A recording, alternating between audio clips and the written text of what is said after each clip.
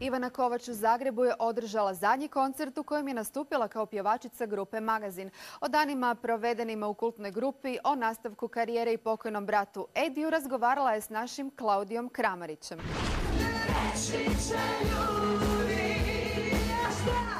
Kultni zagrebački klub svoju je 40. sezonu zaključio velikim koncertom grupe Magazin. S obzirom da je večer organiziralo društvo Splićana sa zagrebačkom adresom, sasvim je logično da njihov tulum nije mogao proći bez kultne dalmatinske grupe.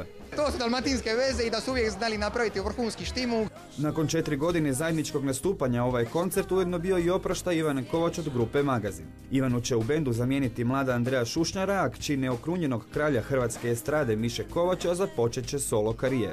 Postoje ti neki ciklusi, prepozna se kad je došlo vrijeme, kad je najoptimalnije vrijeme zapravo.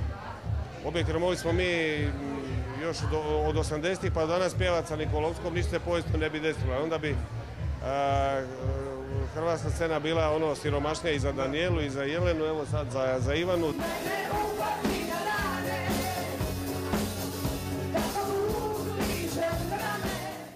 Iako za razliku od svojih prethodnica u Magazinu koje su redom bile sopranistice pjeva alt, zgodna se Crnka u protekle 4 godine itekako uspjela nametnuti. Mnogi tvrde da je Magazinu dala novi pečat, a sebi osigurala dobar početak solo karijere. Ja mislim da neće biti lako, jer bila sam neki dan u dućanu i ona me jedna cura pitala, čekaj, ti si pjevala u Magazinu. I kad mi je rekla pjevala, znaš, to već je stavila nekako to sve u prošlost, nije mi bilo baš svejedno.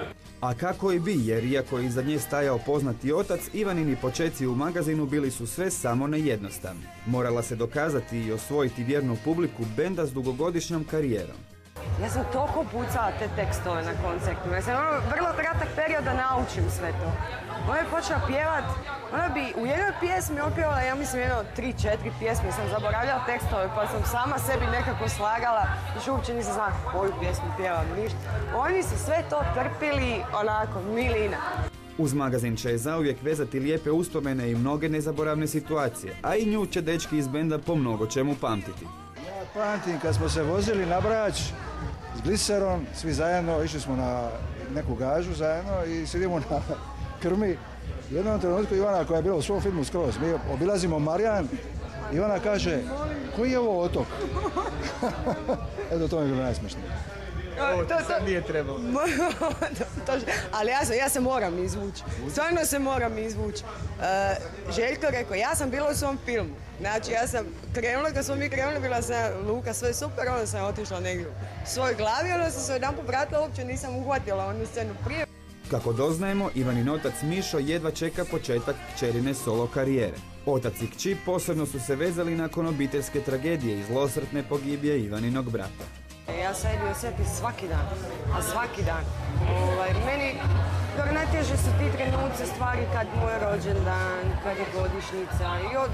Ja u stvari dosta često odlazim u svoju prošlost. Bježim u svoje djetinjstvo gdje mi je bilo sve divno, krasno. I onda jednostavno živim tamo sa mojoj obitelji i sa Edijom, tako da ga se stvarno često kad se sjetim. Znaš, ne znam, da on ostao živi, ja vjerojatno ne bi ni pjevala. Vjerojatno bi život otišao totalno u nekom drugom smjeru, završila bi fakultet koji sam počela i sve živo, tako da vjerojatno ne bi došla do tog momenta. Već na jesen trebale bi biti snimljene Ivanine prve pjesme koje jedva čekamo. Uvjereni smo kako pred mladom pjevačicom stoji sjajna karijera.